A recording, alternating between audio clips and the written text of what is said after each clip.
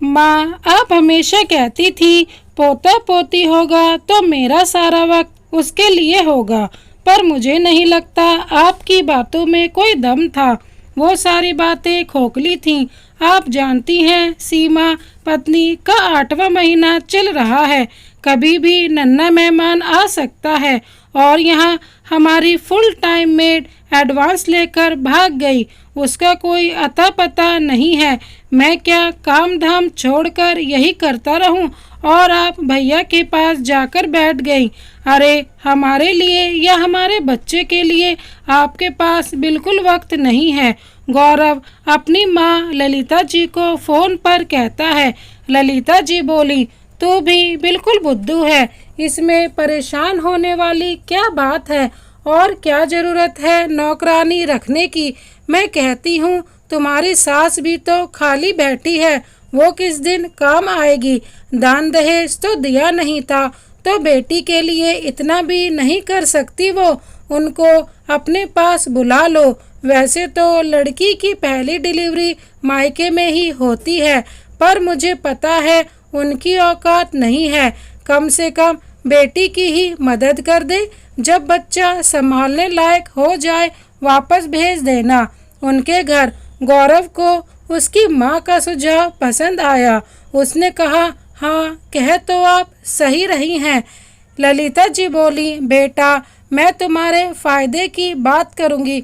अब देख, मैं यहाँ से वहाँ आऊँगी जाऊँगी तो तुम्हारा कितना खर्चा हो जाएगा और तुम्हारी सास तो तुम्हें कम खर्चे में ही मिल जाएगी। इतना कहकर दोनों हंसने लगे। शाम में गौरव घर लौटा और धम सोफे पर निढाल बैठ गया। सीमा बोली, क्या बात है, लगता है थक गए। गौरव बोला, अरे नहीं, समझ में नहीं आता तुम्हारी मदद कैसे करूं। सीमा, एक बात बोलूं। सीमा बोली, हाँ हाँ बोलिए ना। क्यों ना तुम्हारे माँ पापा को यहाँ बुला ले, तुम्हें भी अच्छा लगेगा।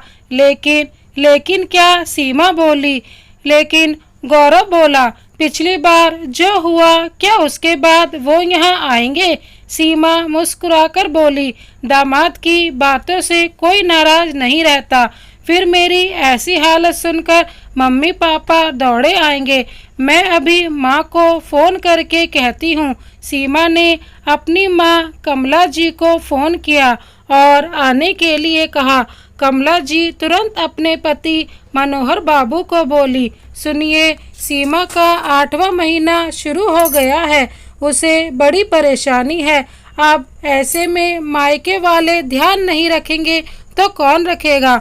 मनोहर बाबू बोले, वो सब तो तुम सही कह रही हो कमला, पर पिछली बार क्या हुआ था याद है ना? बेचारी कमला जी उदास होकर पुरानी बातों को याद करने लगी। जब पिछले साल बेटी ने दिवाली पर बुलाया था और उधर से उसकी सास ललिता जी भी आ गई थी। ललिता जी जानती थी कि कमला जी के स्वभाव से परिचित थी। एक रोज जब सब खाने के लिए टेबल पर बैठे तो कमला जी सीमा से बोली, बेटा मुझे घी लगाकर रोटी मत दो। ललिता जी हंसकर बोली, अरे बहू, अब शुद्ध घी तुम्हारे घर में आता ही कहाँ होगा? पता चला कि खाने से तुम्हारी माँ के बाल ना उड़ जाएं। उनकी इस बात पर गौरव भी हंसने लगा, जो उन दोनों को अच्छा नहीं लगा। मनोहर बाबू बोले, समधन जी, ऐसा नहीं कि हमारे घर में घी नहीं आता, बस उम्र के हिसाब से हम अपने खाने पीने का ध्यान रखते हैं। गौरव बोला, पापा जी, माँ तो मजाक में बोल रही है, आप तो दिल पर ले लिए। क्या मेरी माँ अपने बेटे के घर में किसी से मजाक नहीं कर सकती? गुस्से में गौरव वहाँ से चला गया। ललिता जी मनोहर बाबू और कमला जी को खूब खरी खोटी सुनाई। आप लोगों को जरा भी एहसास है कि बेटी दामाद के घर में रह रहे हैं और दामाद को नाराज कर देते हैं? अरे लोग बेटी के घर में पानी तक नहीं पीते और आप लोग इतने दिन से रह रहे हैं। मेरे ही बेटे को भूखा जाने पर मजबूर कर दिया। छी छी, अब ये रोज की बात हो गई थी। ललिता जी बेटे के सामने अच्छी बन जाती थी और गौरव भी ये नहीं देखता था कि गलती किसकी है, और सीमा और उसके माता पिता को 4 बातें सुना देता था। एक रोज मनोहर लाल जी बाहर टहलने के लिए गए। कमला जी आंगन में बैठी फूलों की माला बना रही थी। तभी ललिता जी कमरे से जमाई लेते हुए आई और बोली, समदन जी पूरे दिन घर में बैठी रहती हैं, एक कप चाय तो बनाइए। कमला जी बोली, अभी सीमा जगी नहीं है और रेखा काम वाली आती ही होगी, आने दीजिए, वो सबके लिए चाय बना देगी। ललिता जी बोली, आप भी हद करती हैं, क्या काम वाली आएगी तभी मैं चाय पीऊंगी? आप भी तो चाय बना सकती हैं, बेटी के घर में ठूस कर खा सकती हैं, एक कप चाय नहीं बना सकती? कमला जी अपमानजनक शब्दों को चुपचाप सुन ली और रसोई में चाय बनाने चली गई। सीमा सब सुनकर भी चुप हो जाती थी। मनोहर लाल जी से सब बर्दाश्त न हुआ और 2 दिन बाद वो कमला जी को लेकर वापस अपने घर लौट आए। कमला जी पुरानी बातों को सोच रही थी। तभी मनोहर लाल जी बोले, कमला किन ख्यालों में खो गई? बेटी के पास जाना है और तुम ख्यालों में खोई हो। जाओ सामान बांधो, हमारी बेटी वहाँ अकेली है, उसका ख्याल रखने वाला कोई नहीं। ऐसे में अगर हम उसके पास होंगे तो वो कितनी खुश होगी। कमला जी ये सुनकर बहुत खुश हुई और बोली, ठीक है, फिर मैं नेहा किराएदार से बताकर आती हूँ। जब तक मैं नहीं हूँ पापड़ का काम वो देख लेगी। इतना कहकर वो ऊपर चली गई। नेहा घर के ऊपरी हिस्से में रहती थी। उसका पति मानव नौकरी करता था और यहाँ कमला जी पति के रिटायरमेंट के बाद पापड़ बनाने का काम शुरू कर दी ताकि बेटी दामाद के सामने हाथ ना फैलाए, जिसमें नेहा ने उनका साथ दिया और उसकी भी कमाई होने लगी। नेहा मनोहर बाबू और कमला जी का बहुत ध्यान रखती थी। उसकी बेटी नैना दिन रात नानी नानी कहकर कमला जी से लिपटी रहती थी। नेहा ने अपनी मर्जी से मानव से शादी की थी, जिसके कारण उसके मायके वालों ने उससे रिश्ता तोड़ लिया था। पर कमला जी के पास आने के बाद नेहा को मायके की कमी महसूस ना हुई। नेहा, ओ नेहा, कहाँ हो बेटा? कमला जी ने आवाज़ लगाई। नेहा रसोई से हाथ पोंछते हुए आई और बोली, हाँ चाची बोलिए ना। कमला जी मुस्कुरा कर बोली, मैं सीमा के पास जा रही हूँ, मैं नानी बनने वाली हूँ। नेहा मुस्कुराते हुई बोली, ये तो बहुत खुशी की बात है। कमला जी बोली, बेटा अभी तो 8वां महीना है, अब बच्चा होने के बाद कम से कम 3 महीने तो और रुकना ही पड़ेगा, तभी तो वो बच्चे को संभाल पाएगी। तब तक तुम पापड़ का काम संभाल लेना, मैं कुछ पैसे देकर जाऊंगी, तुम्हें अपना पैसा नहीं लगाना पड़ेगा। हाँ, जो भी आमदनी होगी उसे तुम अपने पास रखना और खाते में लिखकर रखना। इस बार 60% तक ले लेना जो मैं लेती थी। नेहा बोली, अरे नहीं नहीं, ये आपका काम है और आप सामान के लिए भी पैसे दे रही हैं, फिर मैं। कमला भी हंसकर बोली, बेटा मेहनत भी तो तुम ही करोगी, मुझे अच्छा लगेगा।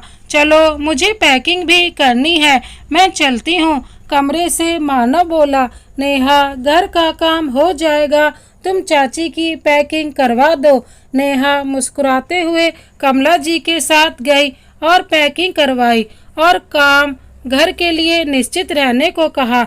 दोपहर में जब वो निकलने लगे तो नेहा 2 डिब्बे देते हुए बोली, एक डिब्बे में मेरी बहन के लिए गोंद के लड्डू हैं और दूसरे डिब्बे में आप लोगों के रास्ते के खाना है।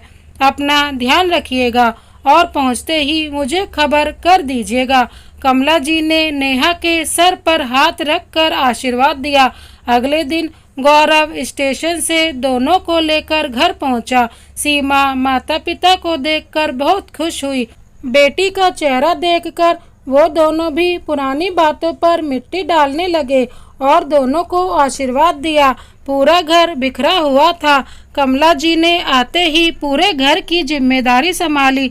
बेटी के लिए खाना और दामाद के लिए उसकी पसंद का खाना बनाती और उसी में आनंद महसूस करती थी। वक्त बीता, सीमा ने एक सुंदर से बच्चे को जन्म दिया। कमला जी बोली, देखो जी, हम सोचते थे हमारे वंश का नाम लेने वाला कोई नहीं होगा। अरे बेटी का बेटा नाना नानी के जगह हमारा ही तो नाम लेगा। और देखो, इसकी आंखें तो बिल्कुल सीमा जैसी हैं। दोनों बहुत खुश थे। कमला जी की उम्र हो रही थी, पर बेटी के सुख के लिए वो हर दर्द बर्दाश्त कर रही थी। बेटी के खाने, फिर बच्चे को दिन भर संभालना, ये सब करते करते वो थक जाती थी। फिर भी बेटी दामाद के सामने मुस्कुराती रहती थी। मनोहर बाबू ने बाहर की जिम्मेदारी ले ली। सब्जी भाजी दूध, अब तो गौरव को घर की कोई चिंता ही नहीं थी। देखते ही देखते 2 महीने बीत गए। जैसे जैसे समय बीत रहा था, बच्चा नाना नानी को पहचानने लगा था। एक दिन ललिता जी ने विदेश से वीडियो कॉल किया। बेटे से वहाँ की पूरी जानकारी ली। तब बेटे ने बच्चे को दिखाया।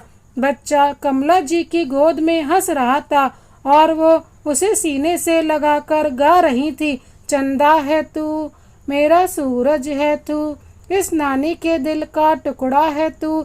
ये सब देख विदेश में बैठी ललिता जी अंदर से जल रही थी। वो गौरव से बोली, गौरव, तुम्हें नहीं लगता तुम्हारा बच्चा तुमसे और हमसे इस तरह से दूर हो जाएगा? गौरव बोला, माँ, इसमें मैं क्या कर सकता हूँ? आप विदेश में रहेंगी तो आपका पोता आपको कैसे पहचानेगा? ललिता जी बोली, मैं वहाँ आने की तैयारी करती हूँ। गौरव हैरान था। जो माँ न आने के बहाने ढूंढ रही थी, अब वो आने के लिए इतनी उतावली है। 1 हफ्ता बीता। गौरव की पुरानी कामवाली लौट आई। कमला जी बोली, जब मैं हूँ तो कामवाली की क्या जरूरत है?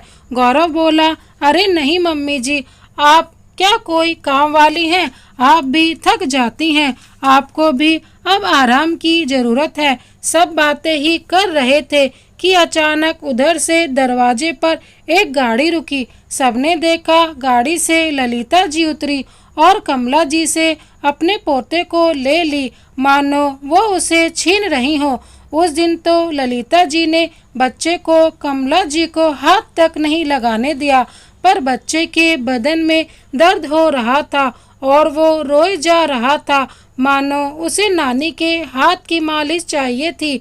2 दिन बाद सीमा बच्चे को दूध पिलाई तो कमला जी उसे पीठ पर लिटाते हुए बोली, बेटा, दूध पिलाने के बाद बच्चे को ऐसे पीठ पर सहलाया करो, उसे डकार आ जाएगी तो गैस नहीं बनेगी।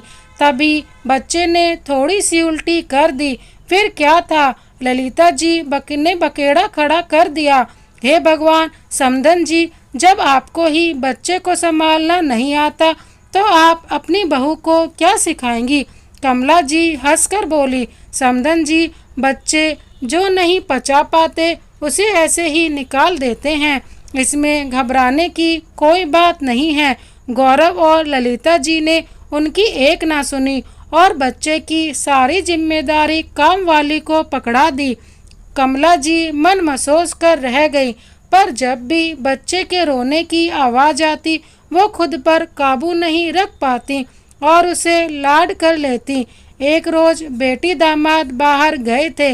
इधर काम वाली बच्चे को संभालने की कोशिश कर रही थी और वो लगातार रोए जा रहा था।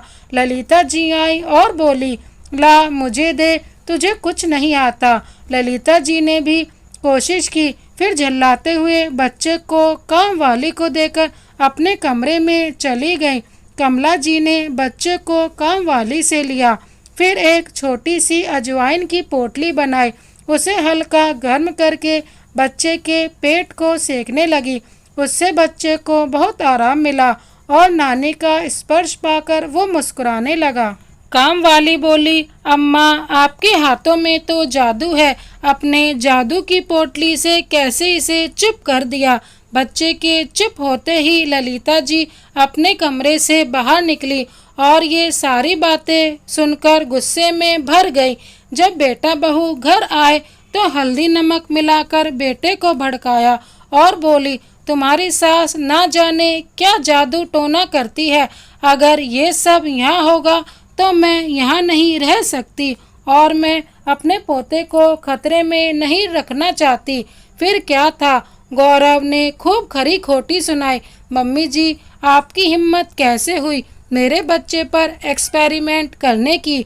मेरी माँ सब संभाल रही है, वो आपसे देखा नहीं जाता। सीमा माँ को ही समझाई, माँ क्या ज़रूरत है आपको इतना करने की, मम्मी जी हैं वो संभाल लेंगी, आप आराम से रहिए। मनोहर लाल जी और कमला जी अपमान का घूंट पीकर अपने कमरे में आ गए। वो तो बेटी और नाती के लिए यहाँ आए थे। दामाद और समधन का तो समझ में आता है, पर बेटी भी। दिन बीत रहा था, कमला जी के ऊपर फिर से रसोई का भार आ गया। ललिता जी बच्चे को कमला जी को हाथ तक नहीं लगाने देती, बस खाना बनाना और चुपचाप अपने कमरे में बैठना, यही उनका काम था। कुछ दिन बाद ललिता जी ने अपने कुछ रिश्तेदारों को पोते के अन्नप्राशन पर बुलाया और कमला जी से बोली, समधन जी कुछ 10-12 लोग आ रहे हैं, तो क्या आप खाने पीने का इंतजाम कर लेंगी? देखिए, आप अपनी हैसियत से नहीं बल्कि हमारी हैसियत के हिसाब से खाना बनाइएगा, और हाँ, कोशिश कीजिएगा उनके सामने मत आइएगा, वरना बेकार में रिश्तेदार बात बनाएंगे। मनोहर बाबू यह सब सुनकर उबल रहे थे और कमला जी ने उन्हें धैर्य रखने को कहा। मेहमान आए, खाना खाकर बहुत खुश हुए। ललिता जी ने सबको कहा कि ये सब उन्होंने बनाया है। अचानक कमला जी ने ऐसा कुछ सुना कि उन्हें विश्वास नहीं हुआ। ललिता जी की कुछ सहेलियों ने कहा, ललिता तुम्हारे बेटे ने तो बहुत अच्छी काम वाली रखी है, आखिर पगार कितनी लेती है? इस पर ललिता जी ठहाका लगाने लगी, पर उन्होंने ये नहीं कहा कि वो काम वाली नहीं बल्कि उनकी समधन है। तभी मनोहर बाबू और ललिता जी अपने कमरे से निकलकर आए और सबके सामने बैठ गए। सभी मेहमान हक्के बक्के। उनमें से एक औरत बोली, अरे ये कौन है, आपके घर का चौकीदार है क्या? मनोहर बाबू गुस्से में बोले, आप सभी मेहमानों का यहाँ स्वागत है। आपको जानकारी के लिए बता दूं कि ये मेरी बेटी और दामाद का घर है, और ये जो आपके सामने डींगे हाँक रही है वो हमारी समधन जी हैं, और जिसके खाने की आप तारीफ कर रही हैं वो मेरी धर्म पत्नी ने बनाया है। क्यों समधन जी, बेटे का विवाह करते समय जब संकोच नहीं किया, अब आपको शर्मिंदगी महसूस हो रही है? आपने क्या सोचा था, एक मध्यम वर्गीय लड़की को बहू बनाकर लाएंगी तो उसके माँ बाप को चाहे जितना सुना लो वो कुछ नहीं कहेंगे? हाँ, मेरी बेटी को थोड़ा बहुत आप लोगों ने अपने रंग में रंग लिया, पर भूलिए मत हमने बेटी दी थी, अपना सम्मान नहीं। और क्या आप लोग बड़ी बड़ी बातें करते हैं? क्या यही है आपका बड़प्पन जो अंदर से खोखला होता है? शर्म आती है हमें आपको अपना रिश्तेदार कहते हुए। सभी मेहमान उठकर चले गए। आश्चर्य तो तब हुआ मनोहर बाबू को जब उनकी खुद की बेटी सीमा बोली, पापा क्या जरूरत थी बात को इतना तूल देने की, घर के अंदर भी तो बात कर सकते थे। मनोहर बाबू गुस्से से तिलमिला उठे। उन्होंने कहा, अगर तुम ब्याही नहीं होती तो मैं आज तुम्हें एक थप्पड़ लगा देता। तुम्हें शर्म नहीं आई? तुम्हारी माँ को नौकरानी की संज्ञा दी गई और तुम कहती हो ये छोटी सी बात है। कमला जी आगे बढ़कर बोली, बेटा आज पता चला कि तुम सच में पराई हो गई हो। पुरानी बातों को भूलकर हम यहाँ आए थे, पर मैं अपना अपमान तो सह गई, पर अपने पति का अपमान कतई बर्दाश्त नहीं करूँगी। दोनों ने अपना सामान समेटा और एक नज़र अपने नाती को देखी और उसे आशीर्वाद देकर दोनों घर से निकल गए। जो पहली ट्रेन मिली उससे वो घर वापस आए। घर आकर दोनों यही सोचने लगे, जिस बेटी और दामाद के लिए हमने क्या कुछ नहीं किया, उन्होंने हमें अपमान का उपहार देकर विदा किया। बेटी का ही सहारा था, अब बुढ़ापे का सहारा कोई नहीं है। नीचे के कमरे से आवाज सुनकर नेहा ऊपर से दौड़ी दौड़ी आई। उसके साथ नैना भी भागती हुई आई और कमला जी को बाहों में भरकर बोली, नानी आप आ गई, मैंने आपको बहुत याद किया। कमला जी और मनोहर बाबू नैना को देखकर अपने नाती को याद करने लगे, पर उनके चेहरे की उदासी नेहा से छुपी नहीं।